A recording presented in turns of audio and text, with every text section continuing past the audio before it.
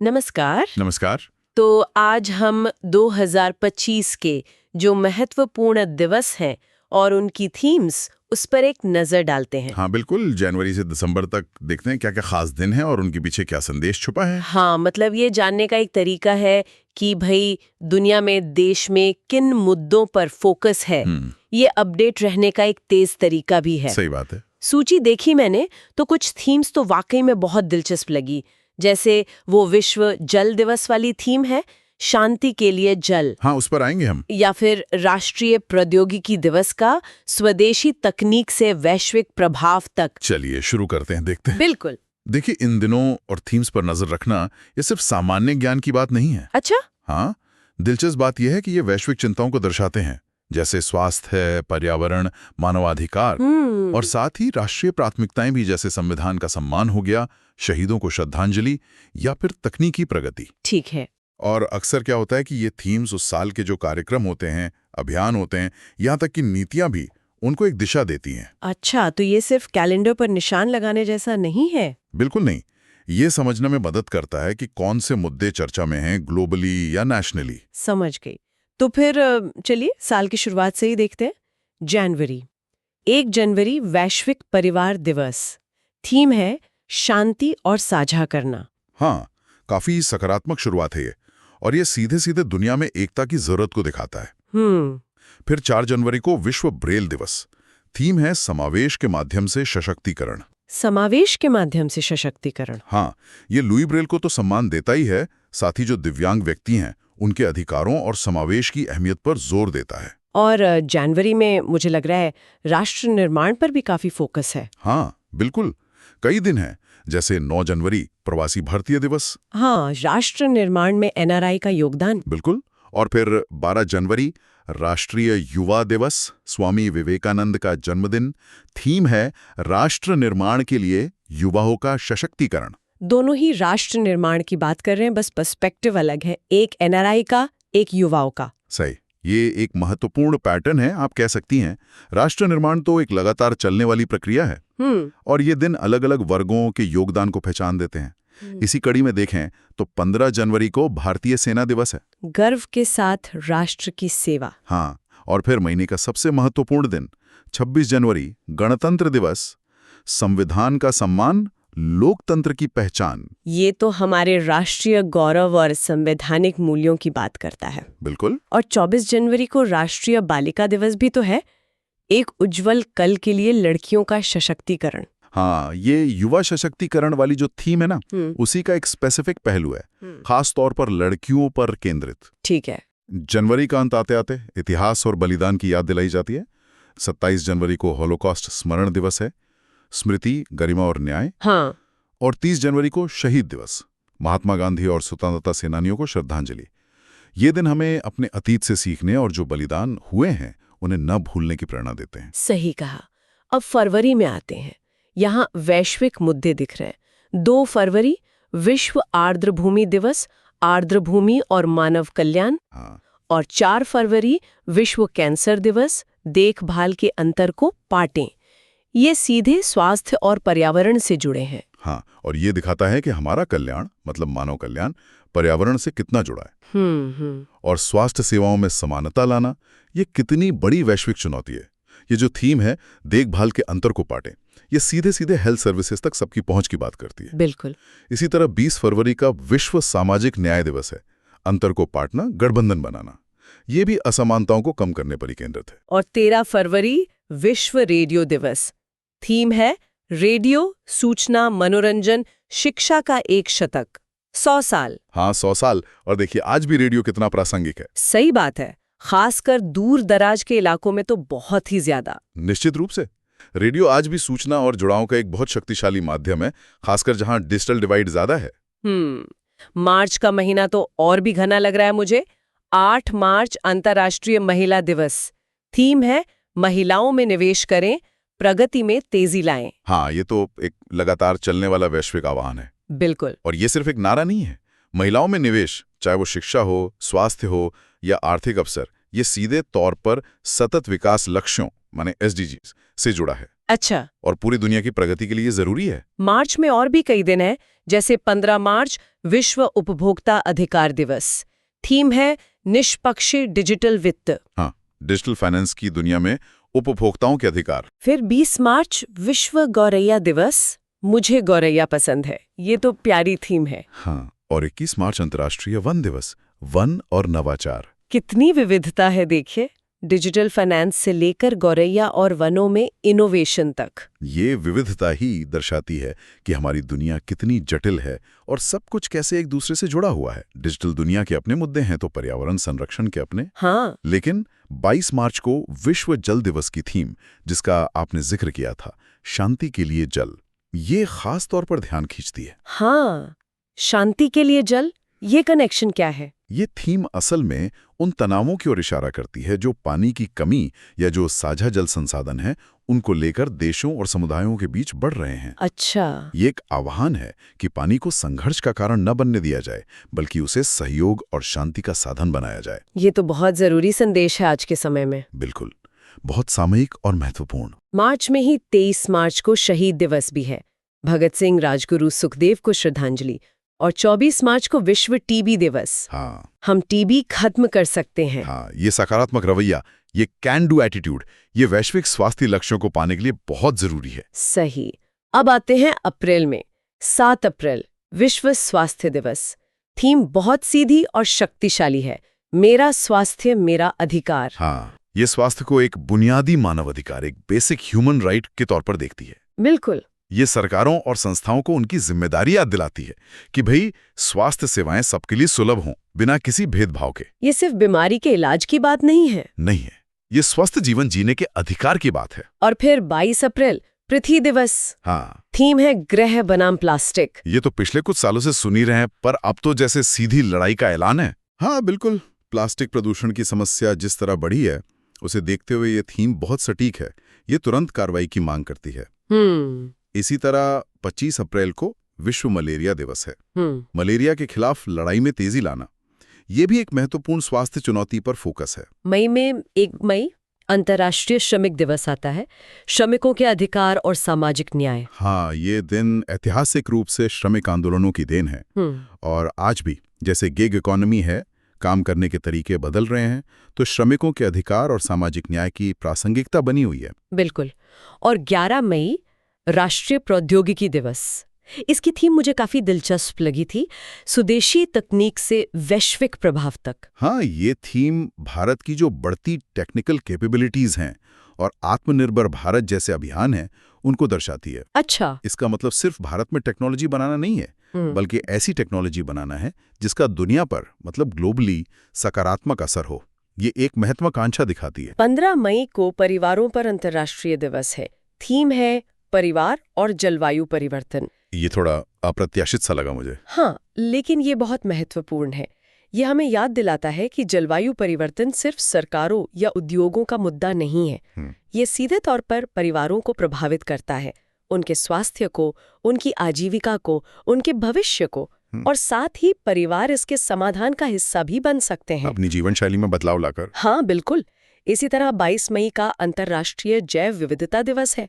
योजना का हिस्सा बने, ये भी व्यक्तिगत और सामूहिक एक्शन का आह्वान करता है। जून में फिर से पर्यावरण पर जोर है। 5 जून विश्व पर्यावरण दिवस, प्लास्टिक प्रदूषण को हराएं। ये पृथ्वी दिवस वाली थीम से जुड़ता हुआ लग रहा है। हाँ, ये प्लास्टिक के खिलाफ जो वैश्विक मुहिम चल रही है, उसी की कंटिन्यूटी दिखाता है।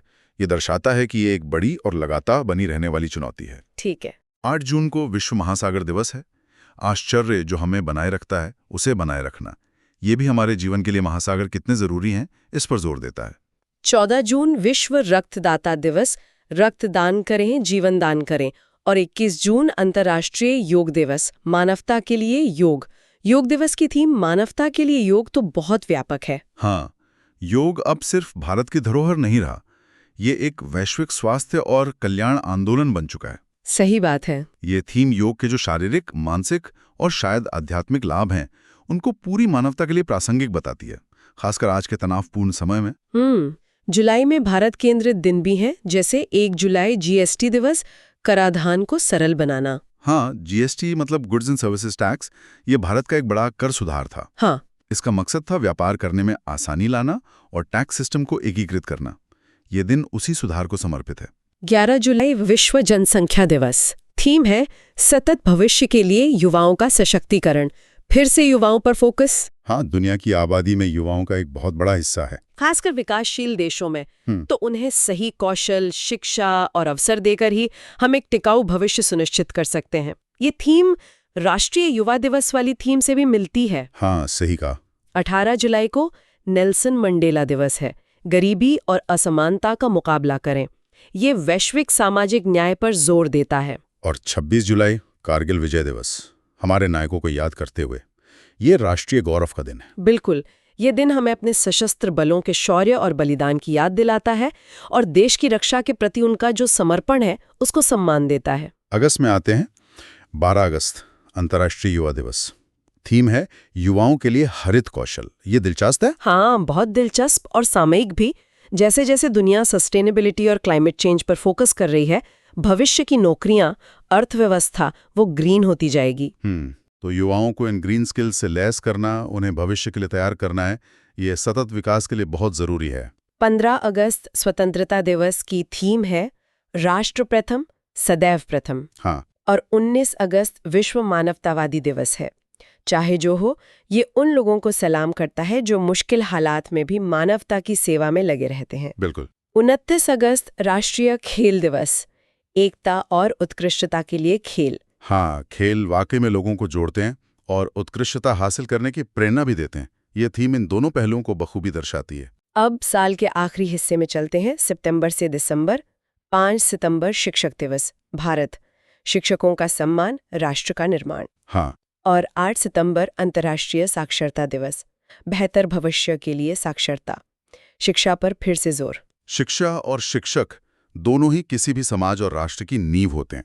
ये दिन हमें उनकी अहमियत याद दिलाते हैं। सही। सितंबर में और भी महत्वपूर्ण वैश्विक मुद्दे हैं। 10 सितंबर विश्व आत्महत्या रोकथाम दिवस है। कार्रवाई के माध्यम से आशा पैदा करना। हाँ। और 16 सितंबर विश्व ओजोन दिवस, मॉन्ट्रियल प्रोटोकॉल, ओजोन परत को ठीक करना। मॉन्ट्रियल प्रोटोकॉल का जिक्र खास है, ये क्या था? मॉन्ट्रियल प्रोटोकॉल ये 1987 की एक अंतर्राष्ट्रीय संधि है। ये उन केमिकल्स जैसे CFCs के उत्पादन को रोकने के लिए बनाई गई थी जो ओजोन परत को नुकसान पहुंचा रहे थे। अच्छा। इसे अक्सर सबसे सफल अंतर्राष्ट्रीय पर्यावरण समझौतों में से एक माना जाता है। वाह। तो ये थीम इसकी सफलता और इसकी लगातार निगरानी की जरूरत को रेखांकित करती है। ये तो अंतर्राष्ट्रीय सहयोग का एक बेहतरीन उदाहरण है। बिल्कुल। 21 सितंबर अंतर्राष्ट्रीय शांति दिवस है। शांति के लिए कार्रवाई, वैश्विक लक्ष्यों के लिए हमारी महत्वाकांक्षा। और 27 सितंबर विश्व पर्यटन दिवस, पर्यटन और हरित निवेश। हाँ, ये दोनों भी वैश्विक सहयोग और सतत विकास से जुड़े हैं। ये दिखाता है कि शांति और सतत विकास आपस में जुड़े हुए हैं और पर्यटन जैसे क्षेत्रों को भी पर्यावरण के अनुकूल बनाने की जरूरत है। अक्टूबर की शुरुआत 2 अक्टूबर गांधी जयंती से होती है, सत्य और अहिंसा का संदेश। हाँ। फिर 5 अक्टूबर विश्व शिक्षक दिवस। थीम है हमें जिस शिक्षा की इच्छा है उसके लिए हमें जिन शिक्षकों की आवश्यकता है। ये वैश्विक स्तर पर शिक्षकों की भूमिका और उनकी जरूरतों पर ध्यान खींचता है। 8 अक्टूबर भारतीय वायुसेना दिवस है। आकाश को गौरव से स्पर्श करें। हमारी वायुसेना को समर्पित। बिल्कुल। 10 अक्टूबर विश्व मानसिक स्वास्थ्य दिवस। इसकी थीम बहुत महत्वपूर्ण लग रही है। मानसिक स्वास्थ्य एक सार्वभौमिक मानवाधिकार है। हाँ, ये बहुत अहम है। ये मानसिक स्वास्थ्य को शारीरिक स्वास्थ्य के बराबर महत्व देने और इसे स्टिग्मा से मुक्त करने की जो वैश्विक लड़ाई है उसमें एक बड़ा कदम है।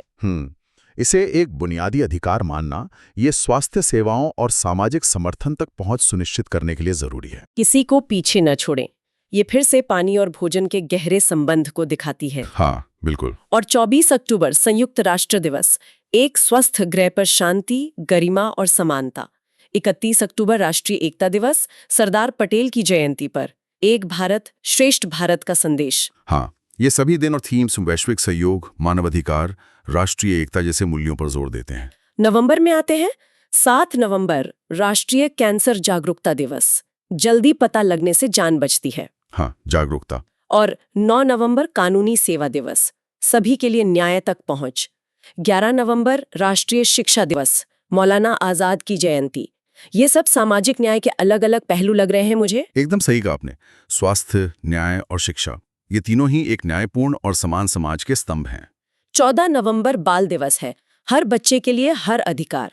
और 20 नवंबर विश्व बाल अधिकार दिवस की थीम भी यही है।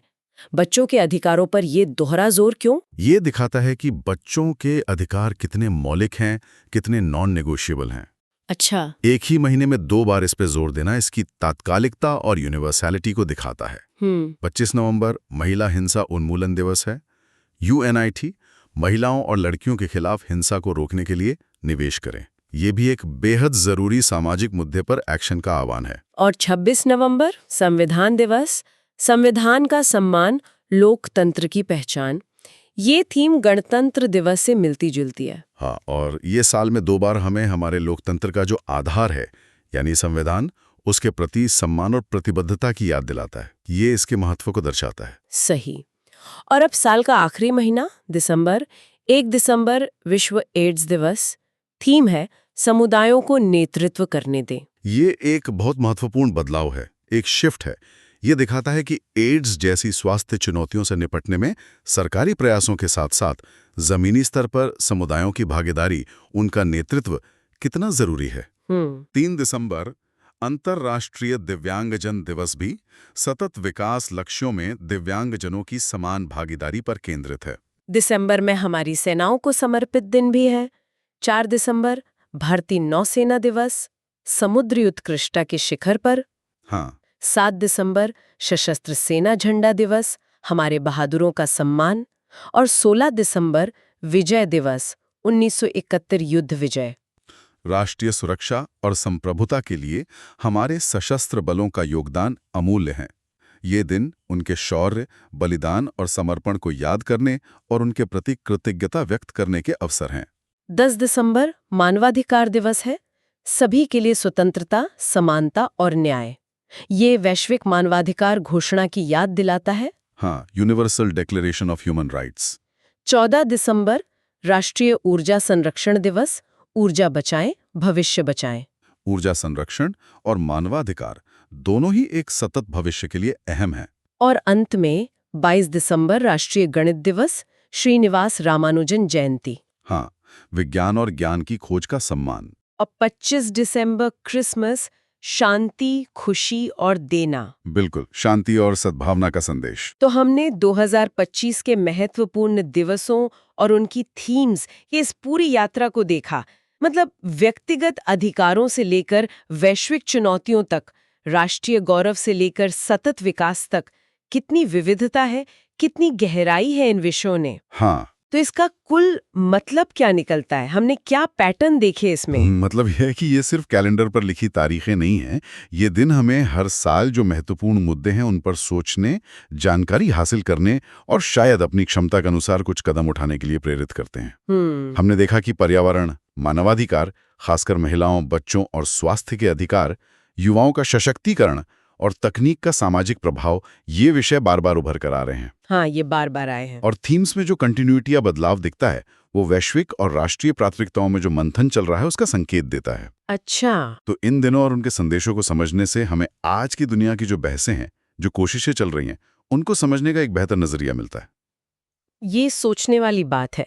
जैसे हम थीम्स देखते हैं, शांति के लिए जल या परिवार और जलवायु परिवर्तन, तो क्या इन दिनों को मनाना वाकई आने वाले साल में नीतियों पर या हमारे अपने व्यवहार पर असर डाल सकता है? ये एक बड़ा सवाल है। या फिर ये सशक्तिकरण वाली बात, चाहे वो युवाओं का हो, बालिकाओं का हो या समावेश के जरिए हो, इस पर जो बार बार जोर दिया जा रहा है, ये भविष्य के सामाजिक लक्ष्यों के बारे में क्या संकेत देता है?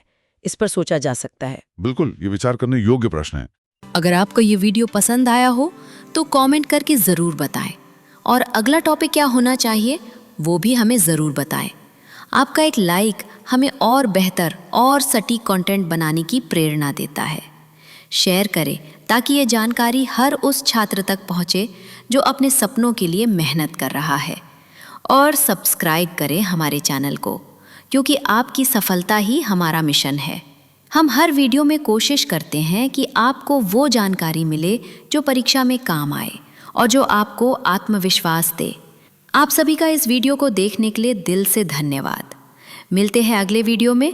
तब तक के लिए सीखते रहिए, बढ़ते रहिए और कभी हार मत मानिए। जय हिंद।